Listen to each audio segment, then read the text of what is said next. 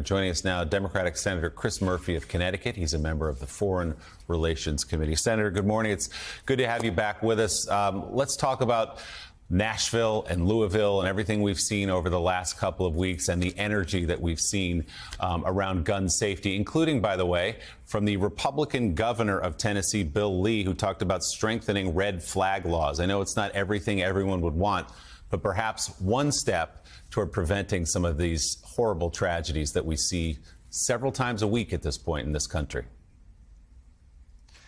And of course, Willie, as you know, it's important to remember that while the country gets captured by stories of these mass shootings every single day, there's over 100 people dying from gun violence. Many of those are suicides, homicides, accidental shootings. So every single day there's mass slaughter in this country, and it doesn't happen anywhere else in a high-income world besides the United States. But I think you are right. I mean, we are seeing a paradigm shift. It began last summer when, after Uvalde, Congress passed the first gun safety measure of any significance in 30 years, even though the NRA opposed that legislation. And it continues now this spring as you see a very conservative Republican governor, Bill Lee, proposing that the legislature pass a red flag law, again, a measure that the NRA doesn't like. But red flag laws are not insignificant. They really do work. In Florida, that passed their red flag law shortly after Parkland, they've used it 6,000 times to take guns away from people who were threatening harm against others or threatening harm against themselves. So it's good news that you see Republicans like Bill Lee stepping up and saying it's time for us to do something. I think you're going to have more and more states, red states and blue states, acting for one reason and one reason only. Voters are not going to allow politicians to stand by and do nothing. What you saw in Tennessee with this just overwhelming show of support from kids and parents to back up those Tennessee lawmakers to demand change, that's happening all over the country. And so there'll be more action at the federal level. There'll be increasing pace of action at the state level. It's not going to all happen at once, but we've reached a point where nothing is not an option. You use the term paradigm shift, Senator. It does feel that way in this moment, but I think a lot of Americans say, well, yeah, it felt that way after Sandy Hook, the terrible tragedy in your state in December of 2012. It's felt that way many times before. We should say, as you pointed out, there was bipartisan legislation in the United States Congress, Republicans and Democrats getting together last summer after Uvalde to change the laws. Again, it wasn't perfect. It wasn't everything you wanted, but it was progress toward gun safety. So why do you feel like this is a paradigm shift right now? Well, because it takes a long time to build a political movement. After Sandy Hook, the NRA was ready. They were the most powerful political organization in the country, and the anti-gun violence movement effectively didn't exist. You can't build that overnight. But for the last 10 years, between Moms Demand Action and March for Our Lives and Giffords and Brady and all the other groups that work in this space, we now have more volunteers, more activists, more resources than the gun lobby does. And so after Uvalde, you saw Republicans in the Senate just make a decision that they were more likely to win the upcoming election if they voted for gun safety measures. That's a different decision than they would have made just 3 or 4 years earlier. And I think you're seeing that same decision being made in places like Nashville. So political power doesn't change overnight. I wish it did. I wish Sandy Hook changed everything. But you need to build it. And we've now built an infrastructure around anti-gun violence measures that's pretty significant and powerful. And Donnie, at some point, even politicians have to listen to children saying, please help us so we're not shot in our schools. Listen to police officers who say, please help us so we don't have to run into the kind of gun battles you see on a battlefield somewhere overseas. At some point, those voices penetrate. At some point, it's a bipartisan question. Please keep our kids safe in our schools. Senator Murphy, Donnie Deutsch, I want to pick up what Willie just said as far as some point. I'm going to ask you to prophesize a little bit. 10 years from now, give me hope. Where do you, if you were going to just look in the future and say we've taken a first step with these red flag laws, there's so far to go. Where, with the changing demographics in the country, where do you see where we are, state of affairs, as far as laws 10 years from now? So I think it's a great question, and I absolutely have hope. I do think that this is, a great social change movement in the tradition of the civil rights movement, in the tradition of the marriage equality movement. I think we are going to get there. 10 years from now, I think we will absolutely have universal background checks in this country. I think everybody, when they buy a gun, will have to prove that they're not a criminal or that they're not somebody who's seriously mentally ill. That intervention, although it doesn't get talked about as much as a ban on assault weapons, probably is the most impactful, because that's what stops the illegal trade of these guns that happens in our cities, that drives the homicide rate up. I think 10 years from now, we will not be selling assault weapons to civilians in this country. I do believe that the American public have decided that they don't want these sold commercially. That won't erase assault weapons from our nation, because I don't think anybody's going to be talking about taking assault weapons from people that already have them. But in this case, you saw in Kentucky, as you saw in Uvalde, often shooters buy the weapons shortly before the crime. So even if you don't take all the weapons that are already out there off the streets, just stopping new purchases certainly cuts down on the carnage. So I think those are two changes that within the next decade you are going to see, because I just think, as you mentioned, you're seeing the public demand it, and it's becoming increasingly bipartisan, that demand.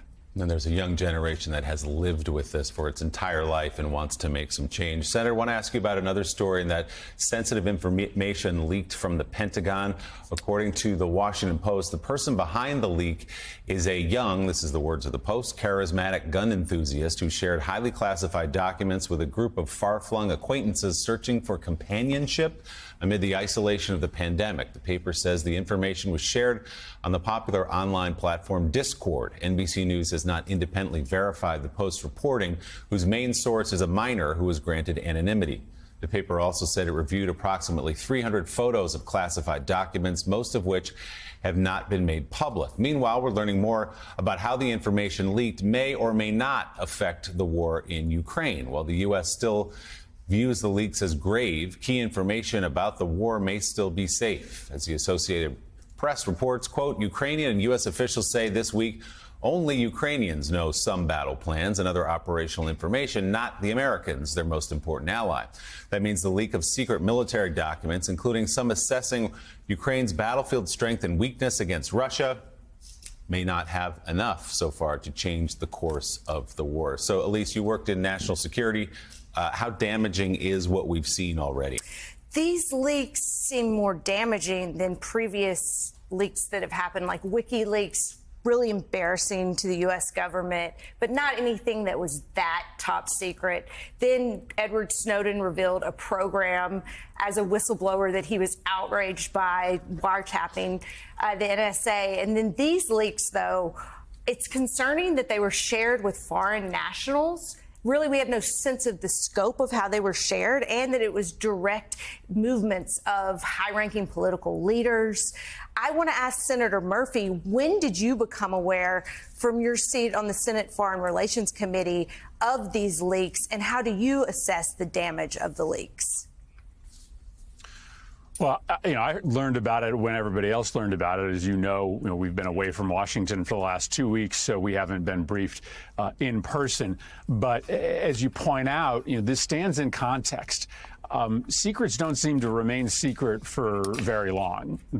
Given that all of this information now exists in forms that can be, downloaded onto a zip drive and spirited away from sensitive and secure buildings, I think it just implicates the entire way that we share information inside the government. I think everybody that's writing memos about sensitive and classified information have to assume that at some point that information is going to become public. And so, to me, this is going to require a major shift in the way that our intelligence agencies and our national security agencies talk. I think it's likely that a lot less is going to be able to be put down on paper, to be sent in emails.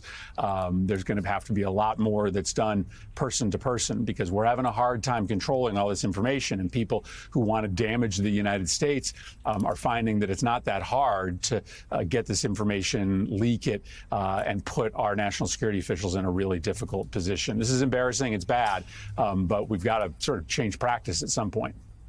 Senator, before we let you go, can I ask you about another sort of frontier in the cultural and political battles taking place in the US? And it's interesting to hear your cautious optimism around guns. I wonder what you're thinking on the issue of abortion with the latest legal wranglings over mifepristone, but put it in the context of whether, because it's one of the things when outsiders look at this country at the moment, the two things they keep mentioning to me are guns and abortion in terms of a sense of dysfunctionality in America. You sound like you're cautiously optimistic about the trajectory for guns in the longer run.